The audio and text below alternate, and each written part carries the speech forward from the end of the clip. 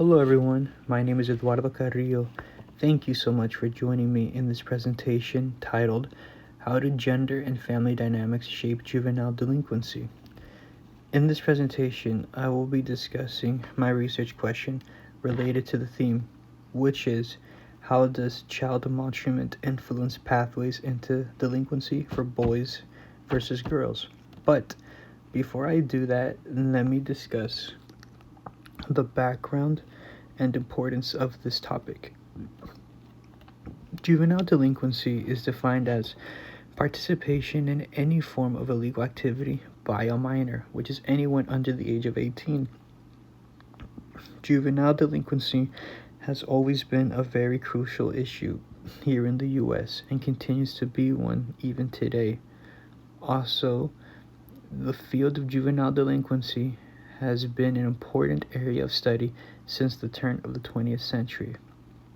When it comes to the development of children, family is the first factor that can influence the way a child is raised, especially depending on the child's gender. Parents guide and assist their children throughout their early years of their lives. Depending on their gender, their parents will show them different behaviors and values they view are acceptable to them. The adolescent years are a very important time in every child's life. It is a time where they may experience high levels of anxiety and can be very vulnerable when making any decisions. Delinquent behaviors range from a variety of factors. Some of these behaviors may include substance use, theft, participation in violent acts, or truancy. In this presentation, I will discuss the family dynamics that can influence these behaviors. These are issues that correlate our family structure and family conflict. Child maltreatment is when a child has experienced child abuse or neglect. Child abuse, which can be physical, sexual, or emotional. Study has shown that in the US, approximately 3 million cases of child abuse or neglect are reported annually without intervention. These maltreated youth are 30% more likely to commit violent crimes. Gender can play a role with maltreated delinquent youth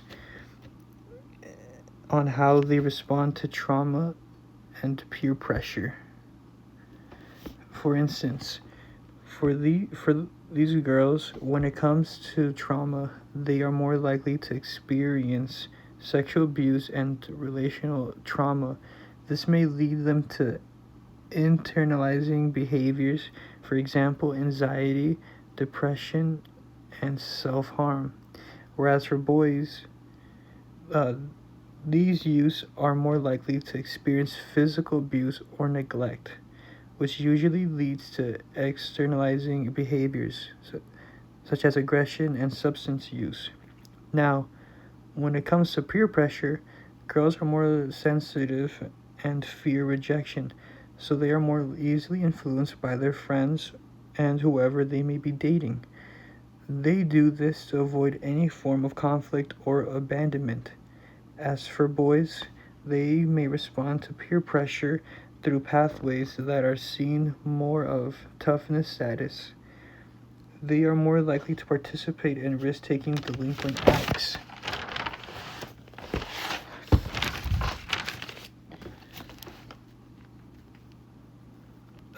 Study reported that the potential risk factors and protective factors for maltreated delinquent youth can be different but also similar for both males and females.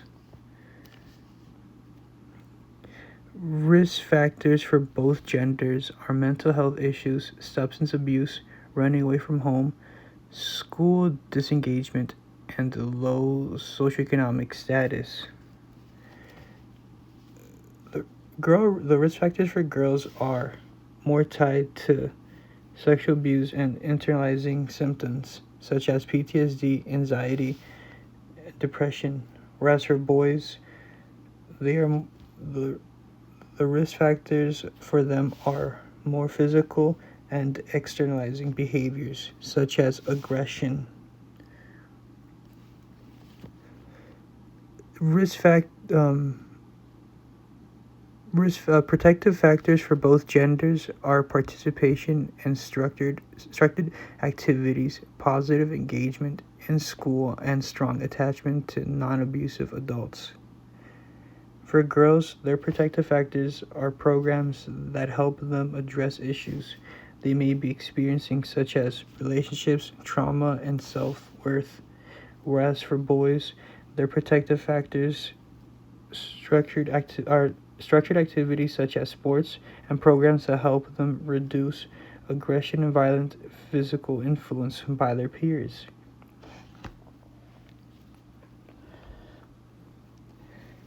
With these youths, family issues have a strong influence on them and make them a more increased risk of having delinquent behaviors.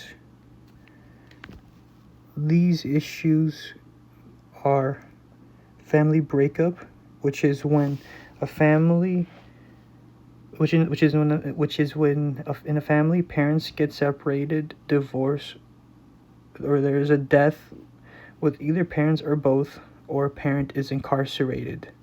Second, family conflict. Family conflict are disagreements amongst the parents in the home. For example, if parents are constantly arguing and clearly do not see eye to eye, their children are witnessing this.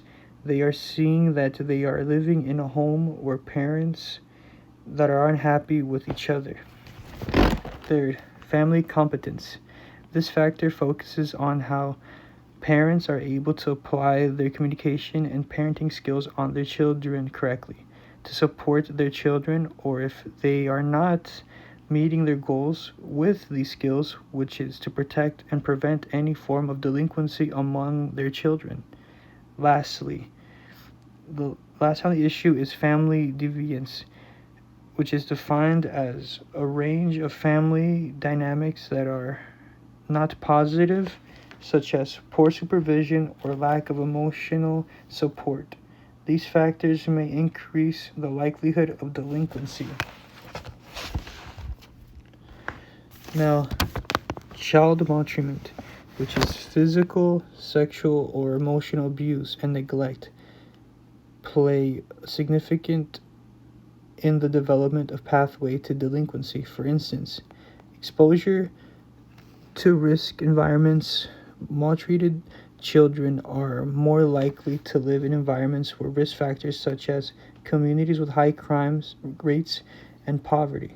Also, the pathway, it is a cycle of children exposed violence such as abuse may model in violent behavior they experience. Also, within general strain theory, it has shown that being maltreated is a great stressor that creates frustration to these children, which ultimately increases the likelihood of participating in delinquent activities. Now, why does this matter?